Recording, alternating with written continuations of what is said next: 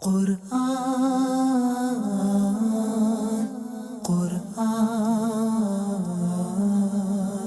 قرآن کی روشنی، قرآن کی روشنی۔ الحمدللہ رب العالمین والصلاة والسلام علی سید المرسلین، اما بعد فاعوذ باللہ من الشیطان الرجیم، بسم اللہ الرحمن الرحیم۔ الصلاة والسلام علیک یا رسول اللہ وعلی آلک واصحابک یا حبیب اللہ۔ الصلاة والسلام علیک یا نبی اللہ وعلی آلک واصحابک یا نور اللہ۔ مدنی چینل کے ناظرین، پروگرام شان نزول لے کر ایک بار پھر آپ کی خدمت میں حاضر ہوئے۔ اللہ کریم رب العالمین جل وعلا ہم سب کو قرآن مجید، فرقان حمید اور اس کی تعلیمات کے مطابق زندگیاں گزارنے کی توفیق عطا فرمائے۔ ابتداً درود پاک کی فضیلت ہمارے پیارے نبی صلی اللہ علیہ وآلہ وسلم کا فرمان معظم علی شان ہے، اکثروا من الصلاۃ علی یوم الجمعہ۔ ارشاد فرمایا، جمعہ کے دن مجھ پر کثرت سے درود پڑھو، جمعہ کے دن کثرت سے درود پڑھو۔ فمن فعل ذلک، جو شخص ایسا کرے گا، کنت لہ شہیدا و شفیعا یوم القیامہ، میں اس کے لیے قیامت کے دن شفاعت بھی کروں گا، اس کے حق میں گواہی بھی دوں گا۔ سبحان اللہ عز و جل۔ جمعۃ المبارک کے دن بطور خاص کثرت سے درود پڑھنے کی ترغیبات یہ احادیث طیبہ میں موجود ہیں۔ جمعہ کا دن ہو یا جمعرات، شب جمعہ، ان ایام کو بطور خاص آپ اپنی زندگیوں میں ایسا معمول بنا لیجئے کہ جمعرات سے ہی کثرت سے درود شریف پڑھنے کی عادت ہماری ہونی چاہیے۔ تو ہم زیادہ سے زیادہ آپ صلی اللہ علیہ وآلہ وسلم کی بارگاہ میں درود پاک پڑھیں، اللہ ہم سب کو اس کی برکتوں سے مالا مال فرمائے۔ صلو علی الحبیب صلی اللہ تعالی علی محمد صلی اللہ علیہ وآلہ وسلم۔ صلاۃ و سلام علیک یا سیدی یا رسول اللہ وعلی آلک و اصحابک یا سیدی یا حبیب اللہ۔ مدنی چینل کے ناظرین، 12 ربیع الاول شریف کے جو یہ ایام ہوتے ہیں، ربیع الاول کا مبارک مہینہ ہوتا ہے،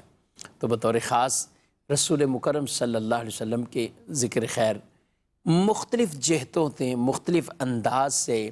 آپ صلی اللہ علیہ وآلہ وسلم کو یاد کیا جاتا ہے۔ قرآن اور حدیث میں جو کچھ آپ کی ذات پاک کے بارے میں بیان کیا ہوا ہے، صحابہ کرام جو آپ کی نعتیں پڑھتے ہیں، جو آپ کی انہوں نے ثنا بیان کی ہے، تعریفیں کی ہیں، ان کلمات کو پڑھا جاتا ہے، بزرگوں کے لکھے ہوئے کلام پڑھے جاتے ہیں، اور الحمدللہ محافل میلاد شریف کا انعقاد اور اہتمام وہ ہوتا ہے۔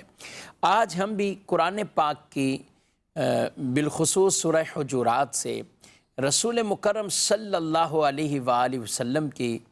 بارگاہ اور آپ صلی اللہ تعالی علیہ وآلہ وسلم کے ساتھ گفتگو، آپ کی مجلس میں بیٹھنے، آپ کے ساتھ چلنے کا کسی کو شرف ملے تو اسے کیسے چلنا ہے، یعنی یہ وہ آداب ہیں جو رسول اللہ صلی اللہ علیہ وسلم کے آداب خود قرآن پاک میں اللہ بیان فرماتا ہے، اللہ بیان فرماتا ہے۔ اب دیکھیے مدنی چینل کے ناظرین، دنیا کے اندر کوئی اگر بادشاہ ہو، بڑا سا بڑا کوئی عہدیدار ہو،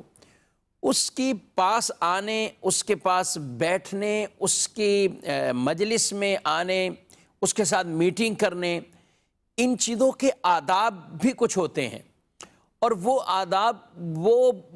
بادشاہ نہیں بلکہ اس کے ماتحت وزیر، مشیر، صحافی یہ بیان کرتے ہیں۔ لیکن رسول مکرم صلی اللہ علیہ وآلہ وسلم کی ذات اقدس وہ ہے کہ آپ کی مجلس کے آداب وہ صحابی نہیں، وہ کوئی عام امتی نہیں بیان کر رہا، بلکہ خود خالق کائنات اللہ رب العالمین جل وعلا نے قرآن مجید فرقان حمید میں ان آداب کو بیان فرمایا۔ سبحان اللہ، قرآن کی آیتوں کو نازل فرما دیا اور ان تمام چیزوں کو کہ جس میں رسول مکرم صلی اللہ علیہ وآلہ وسلم کے آداب، گفتگو کریں تو کیا انداز تمہارا ہونا چاہیے، میرے محبوب اگر اپنے حجرے میں ہوں تو اس وقت تمہارا انداز کیا ہونا چاہیے، اس وقت ان کی بارگاہ کا ادب وہ کیا ہے، ان چیزوں کو قرآن نے بیان فرمایا ہے۔ تو چند آیات مبارکہ، ان کا کچھ پس منظر بھی ساتھ، کچھ شان نزول بھی، وہ بھی ہم سب شامل کریں گے، اور آج کا یہ درس وہ انشاءاللہ آگے بڑھاتے ہیں۔ اللہ رب العالمین قرآن پاک میں ارشاد فرماتا ہے، بسم اللہ الرحمن الرحیم، یا ایہا الذین آمنوا لا تقدموا بین یدی اللہ ورسولہ واتقوا اللہ۔ ارشاد فرمایا، اے ایمان والو، اللہ اور اس کے رسول سے آگے نہ بڑھو اور اللہ سے ڈرو، اور اللہ سے ڈرو۔ اللہ اور اس کے رسول سے آگے نہ بڑھو اور اللہ سے ڈرو، یہ جو قرآن پاک میں ارشاد فرمایا، اللہ سے آگے کون بڑھ سکتا ہے؟ ذرا مجھے یہ بتائیے، کون ایسا ہے کہ اللہ سے آگے بڑھے؟ کوئی بھی نہیں، کیونکہ اللہ رب العالمین کی ذات وہ مکان سے، وہ زمانے سے، وہ جہتوں سے رب پاک ہے۔ رب تعالیٰ ان تمام انسانی ایک اعضاء اور وجود جو انسانی طور پر یہ ہیں، اللہ ان سے وہ پاک ہے، اللہ ان سے پاک ہے، جہتوں سے پاک ہے، آگے پیچھے دائیں بائیں اوپر نیچے، ان سے اللہ پاک ہے۔ تو یہاں جو مفسرین نے بیان فرمایا ہے کہ اللہ اور اس کے رسول سے آگے نہ بڑھو، مراد اس کی یہ ہے کہ تم رسول اللہ صلی اللہ علیہ وآلہ وسلم سے آگے نہ بڑھو،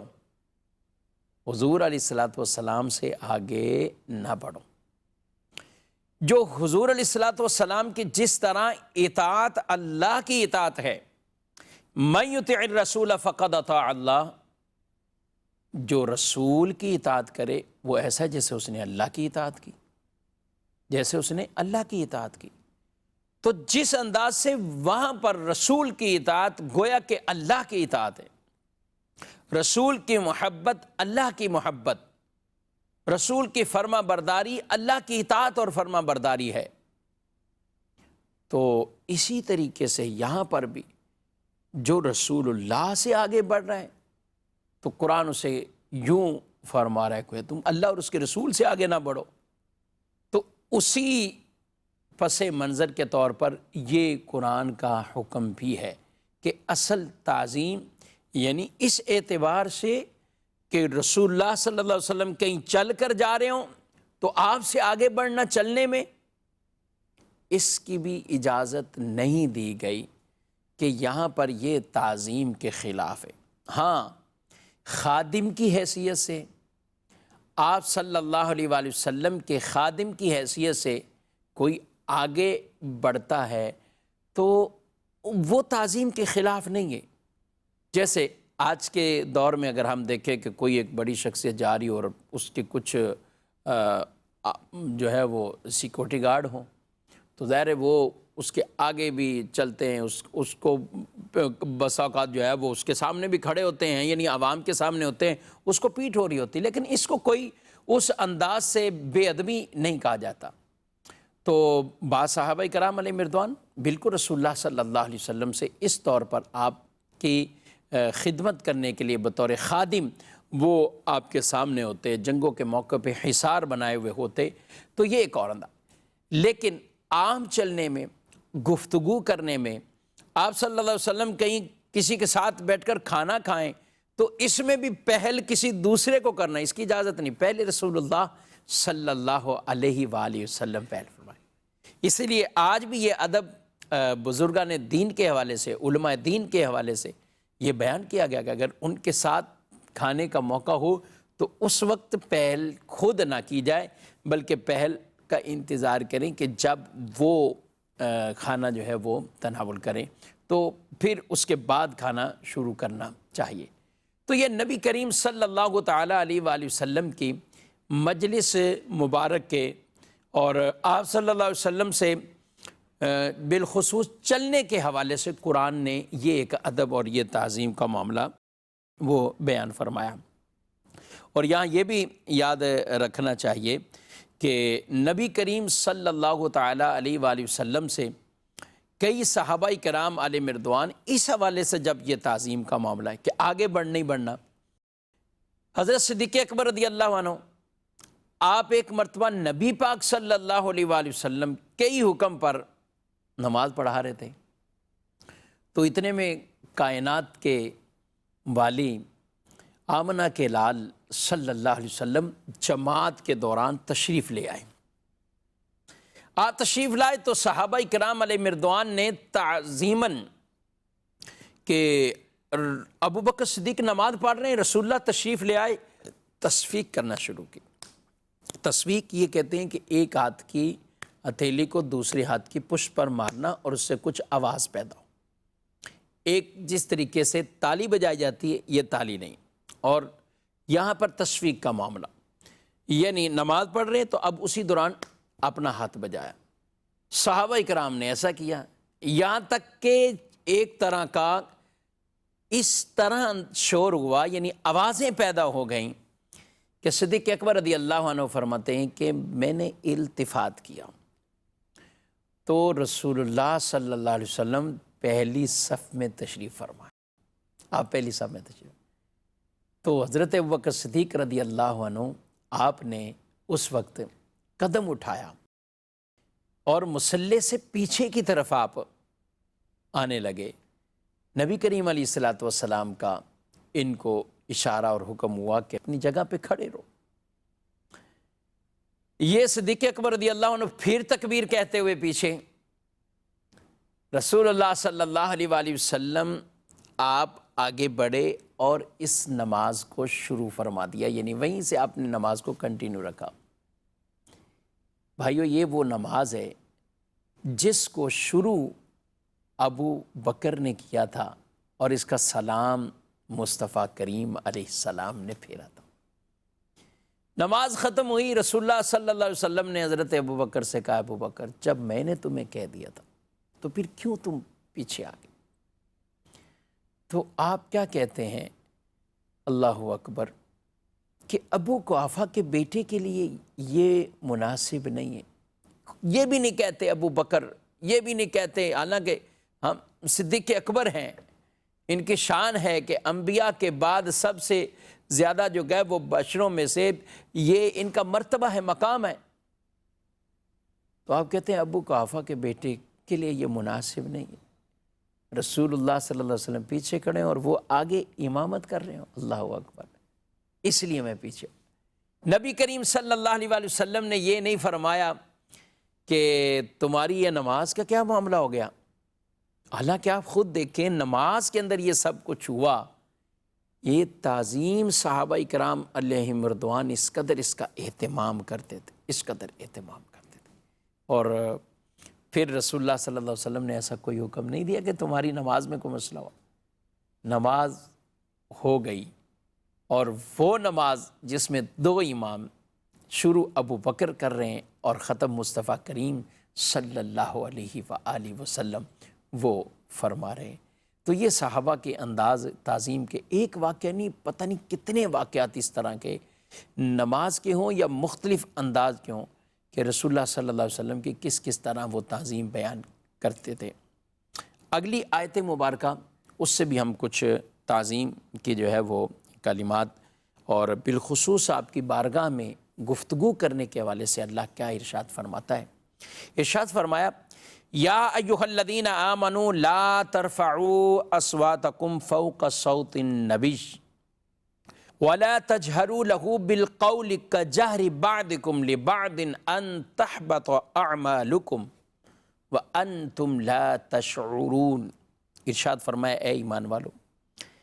اپنی آوازیں نبی کی آواز پر اونچی نہ کرو، اور ان کے حضور زیادہ بلند آواز سے کوئی بات نہ کہو جیسے ایک دوسرے کے سامنے بلند آواز سے بات کرتے ہو، کہیں تمہارے اعمال برباد نہ ہو جائیں۔ اللہ اکبر،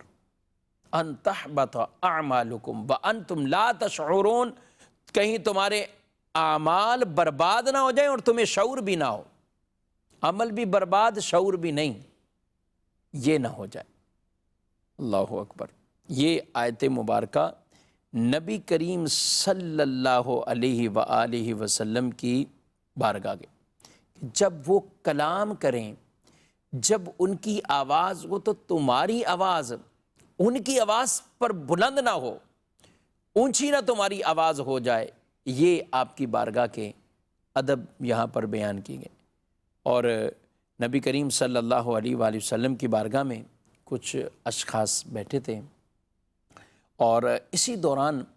کسی جگہ کا کسی کو وہ حاکم بنانا تھا، تو اس کی کچھ قبیلے والے بھی تھے، موجود تھے، تو کچھ گفتگو بلند ہو گئی، اس وقت کچھ گفتگو وہ بلند ہو گئی، تو آپ صلی اللہ علیہ وآلہ وسلم کی بارگاہ میں جب ایسا ہوا، آواز بلند ہو گئی، تو قرآن کی آیتیں آ گئی کہ یہ آوازیں بلند رسول اللہ صلی اللہ علیہ وسلم کی آواز سے بلند آوازیں نہ کرو۔ اب اس کے بعد جو صحابہ کرام علیہ مردوان کا انداز ہوا، تو وہ اس طرح بطور خاص حضرت ابوبکر صدیق رضی اللہ عنہ، حضرت عمر فاروق رضی اللہ عنہ، ان کا انداز یہ تھا کہ ایسے کلام کرتے جیسے سرگوشی کی جاتی ہے، بالکل آہستہ دھیمے، اس انداز سے رسول مکرم صلی اللہ علیہ وآلہ وسلم کی بارگاہ میں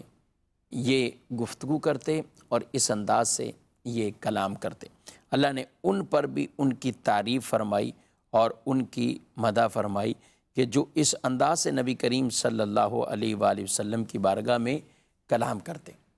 اچھا، اسی آیت کا ایک پس منظر، ایک شان نزول، مختلف آیات کے بس اوقات کئی شان نزول بیان کیے جاتے۔ ایک یہ بھی تھا، حضرت ثابت بن قیس رضی اللہ عنہ، یہ وہ تھے کہ جن کو بلند آواز سے یہ کلام کرتے تھے، بلند آواز سے کلام کرتے تھے، اور سننے میں کچھ کمزوری تھی، سماعت میں کمی تھی، کمزوری تھی، اور آواز یہ جب بات کرتے تھے تو بلند آواز سے کرتے تھے۔ اب معاملہ یہ ہوا کہ جب یہ آیت نازل ہوئی کہ تمہارے اعمال برباد نہ ہو جائیں اور یہ اپنے گھر بیٹھ گئے۔ نبی کریم صلی اللہ علیہ وسلم نے ان کے پڑوسی حضرت سعد رضی اللہ عنہ سے کہا کہ بھائی وہ پتہ کرو ثابت کا کیا معاملہ ہے، وہ کیوں نہیں آ رہے؟ یہ کہتے ہیں یا رسول اللہ صلی اللہ علیہ وسلم، وہ بیمار ہوں یا سفر میں ہوں یہ تو ہمیں نہیں پتہ، البتہ ان کے گھر سے پتہ کر لیتے ہیں۔ یہ گھر پہ جاتے، گھر پہ گئے ہیں تو وہ دیکھا تو وہ رو رہے ہیں، آنسو بہا رہے ہیں اور رو رہے ہیں۔ حضرت سعد رضی اللہ عنہ ان کے گھر پہ وہ پہنچے تو یہ رو رہے ہیں، وجہ پوچھی تو کہا میں تو رسول اللہ صلی اللہ علیہ وسلم کے ادب کی وجہ سے اس محفل میں نہیں آ رہا، اس مجلس میں رسول اللہ صلی اللہ علیہ وآلہ وسلم کے آداب کی وجہ سے نہیں آ رہا ہوں، اور جب سے یہ آیت اتری ہے تو تمہارے عمل برباد ہو جائیں۔ گویا کہ کہہ رہے ہیں کہ میں تو جہنمی ہو گیا۔ رسول اللہ صلی اللہ علیہ وسلم کی بارگاہ میں جب حضرت سعد نے یہ پیغام پہنچایا تو آپ نے فرمایا بلاؤ اسے بلاؤ، اور پھر آپ صلی اللہ علیہ وآلہ وسلم اپنے اس سچے صحابی سے اتنی محبت کا اظہار فرمایا تم ایسا کہتے ہو، تم پسند نہیں کرتے، تمہاری عزت کی زندگی، شہادت کی موت اور جنت میں مقام، کیوں نہیں یا رسول اللہ صلی اللہ علیہ وسلم؟ یعنی پھر ان کو اجازت دے دی گئی کہ تم مجلس میں آ جایا کرو۔ یہ ان کا ایک عذر تھا جو عذر بارگاہ رسالت میں قبول کیا گیا، یعنی جو سماعت کی کمی تھی اور اس وجہ سے یہ اونچا بولتے تھے، اور پھر ان کو اجازت دی گئی۔ تو یہ بھی اس آیت مبارکہ کا وہ شان نزول وہ بیان فرمایا گیا ہے۔ اور پھر اللہ رب العالمین نے ان کے بارے میں کیا ارشاد فرمایا کہ جنہوں نے بطور خاص ان آداب کے حوالے سے کہ پست آوازیں کی ہیں، اللہ فرماتا ہے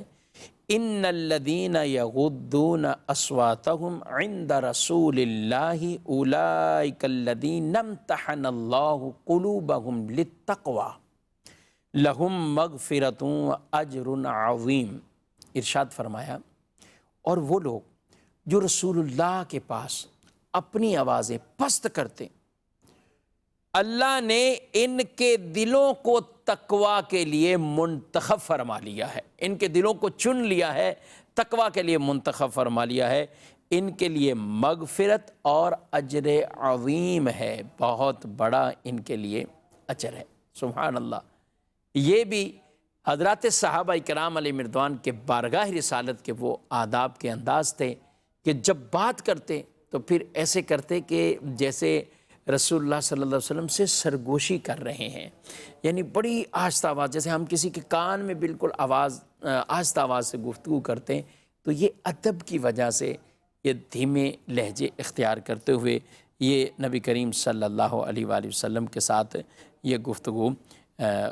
فرمایا کرتے تھے۔ اور انداز پھر صحابہ کا یہ ہوتا تھا، قربان جائیں، تعظیم تو ویسے ہی بڑی کرتے تھے، اور ایسی تعظیم کہ وہ تعظیم کے اوپر اپنی جانیں بھی قربان کر دیں۔ جی حضرت صدیق اکبر رضی اللہ عنہ تعظیم ہی تو کر رہے تھے کہ غار ثور میں سانپ ڈھستا جا رہا تھا، لیکن آپ اپنی ایڑی کو پیچھے نہیں کرتے تھے، اور نہیں کیا۔ کیوں؟ ڈنگ آپ جو ہے وہ برداشت کر رہے ہیں، تکلیف برداشت کر رہے ہیں، لیکن اس لیے صرف کہ رسول اللہ صلی اللہ علیہ وسلم آرام فرما رہے ہیں، کہیں آپ کے آرام میں خلل نہ پڑ جائے۔ اللہ اکبر۔ ایسی محبت رسول اللہ صلی اللہ علیہ وسلم سے۔ حضرت علی کرم اللہ تعالی وجہہ الکریم ایسی تعظیم کر رہے ہیں کہ نبی کریم صلی اللہ علیہ وآلہ وسلم آرام فرما رہے ہیں، سورج دیکھ رہے ہیں غروب ہو رہا ہے، عصر کا وقت جا رہا ہے، اور حضرت علی رضی اللہ عنہ چونکہ جنگ کا معاملہ تھا، وہاں سفر میں تھے، تو کچھ نے نمازیں پہلے پڑھ لیں، کچھ بعد میں۔ رسول اللہ صلی اللہ علیہ وسلم نماز پڑھ چکے تھے، حضرت علی رضی اللہ عنہ اور بھی نماز پڑھنی تھی، لیکن آپ نے اس وقت تعظیم رسول کا اس قدر آپ نے خیال رکھا، یہاں تک کہ سورج غروب ہوتا دیکھ رہے ہیں، اور آپ اپنی ران کو نہیں ہٹا رہے جس کو رسول اللہ تکیہ بنا کر آرام فرما رہے تھے، آپ ران کو نہیں ہٹا رہے، اور آپ صلی اللہ علیہ وسلم آرام فرماتے ہیں یہاں تک کہ سورج ڈوب جاتا ہے، اور حضرت علی کی آنکھوں سے جو ہے آنسو جاری ہو جاتے ہیں۔ آپ صلی اللہ علیہ وسلم نے پوچھا علی کیا معاملہ ہے؟ کہا نماز کا معاملہ ہے، آپ آرام فرما رہے تھے اور اس وجہ سے یہ ہوا ہے۔ تو رسول اللہ صلی اللہ علیہ وسلم نے دعا فرما دی، یا اللہ علی تیرے اور تیرے رسول کی اطاعت میں تھا۔ اللہ اکبر۔ یہ تعظیم کا انداز حضرت علی رضی اللہ عنہ نے اختیار کیا، ادھر اس قدر اعزاز ان کو ملتا ہے کہ اور کسی کے لیے یہ اعزاز نہیں۔ پھر ڈوبا ہوا سورج بھی واپس آ جائے، حضرت علی رضی اللہ عنہ اپنی نماز عصر ادا کرتے ہیں، اپنے وقت میں ہی گویا کہ وہ عصر کی نماز ادا کر رہے ہیں۔ تو یہ ہے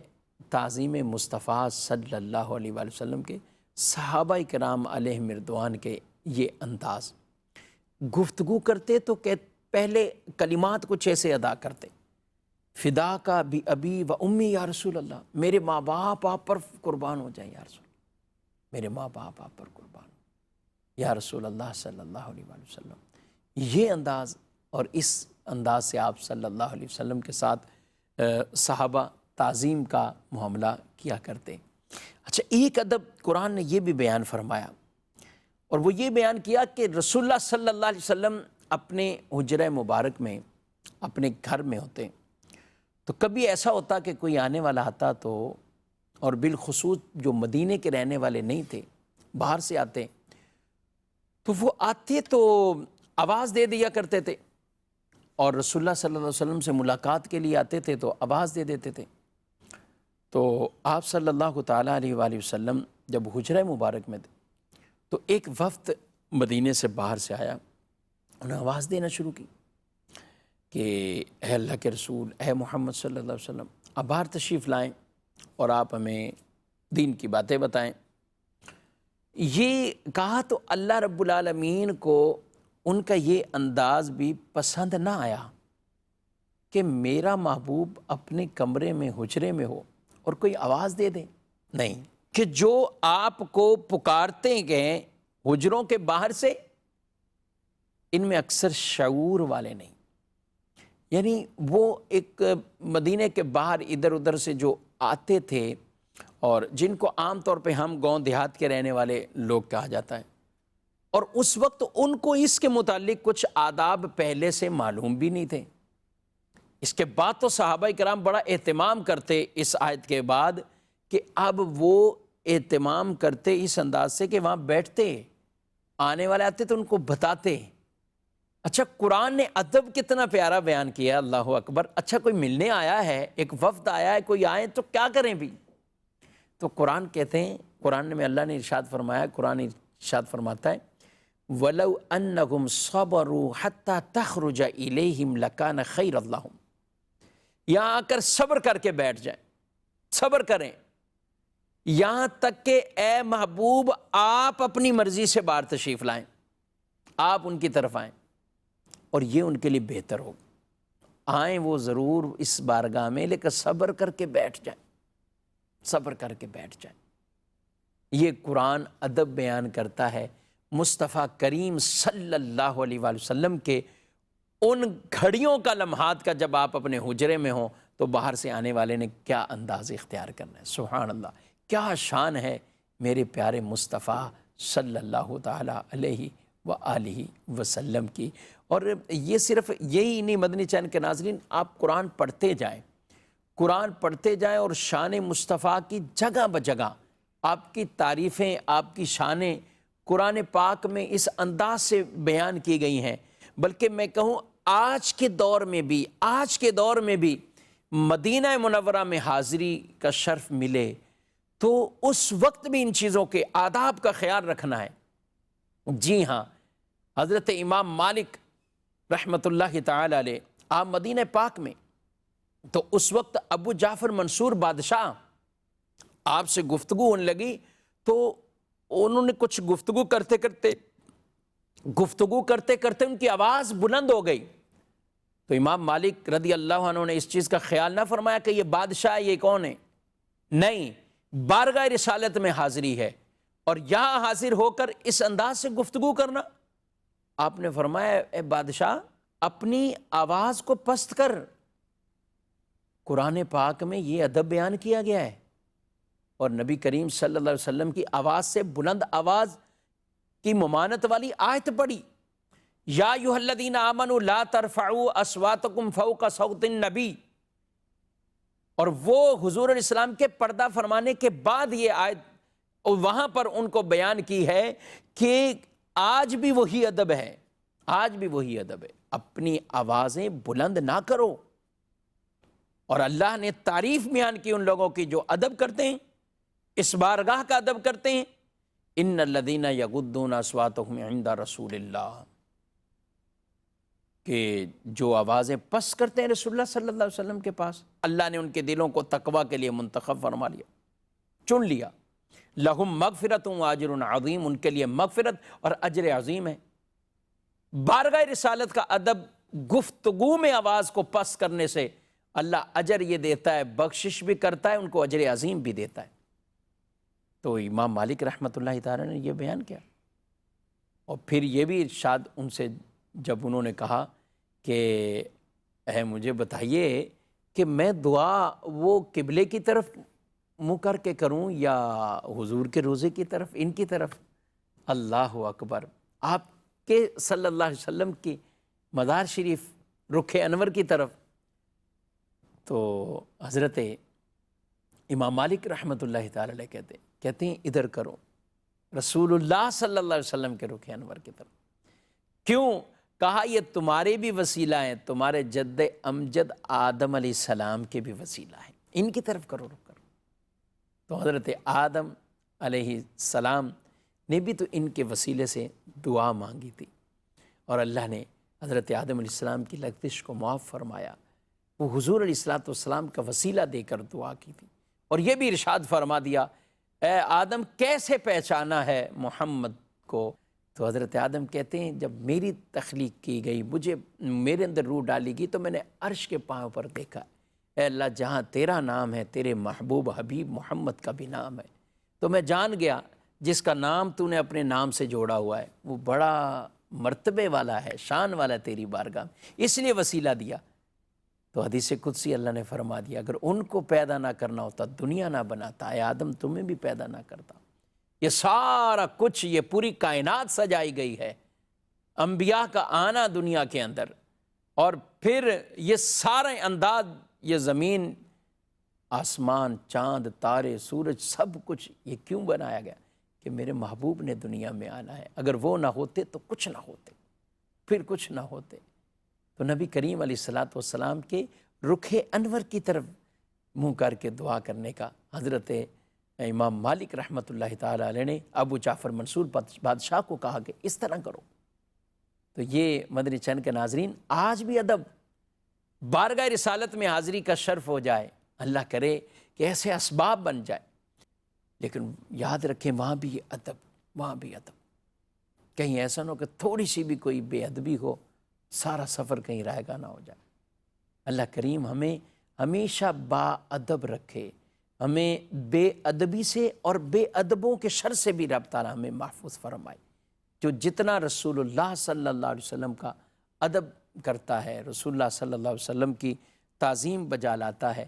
اسے اتنی رحمتیں، برکتیں اللہ کی طرف سے، اتنی عزتیں، کرامتیں اسے ملتی ہیں۔ حضور علیہ السلام کی بارگاہ میں جائیں تو یہ نیت، ارادہ کہ میں بارگاہ رسالت میں جا رہا ہوں، میں اس انداز سے وہاں حاضر ہوں گا کہ رسول اللہ صلی اللہ علیہ وسلم ہماری وہ سفارش فرمائیں گے، ہماری شفاعت فرمائیں گے۔ اور قرآن نے نبی پاک علیہ السلام کی بارگاہ میں آنے کے حوالے سے